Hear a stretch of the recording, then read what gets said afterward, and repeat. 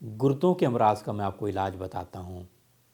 جن کو نیفریٹس ہو، درد گردہ ہو، رینل کولک ہو،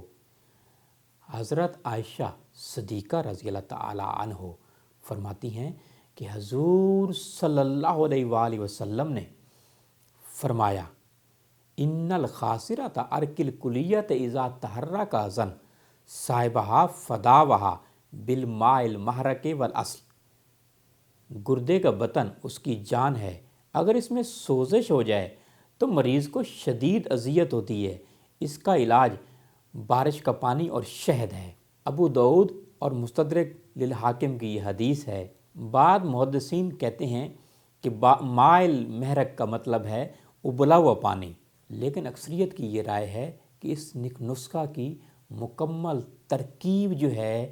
بارش کا پانی اور شہد ہے،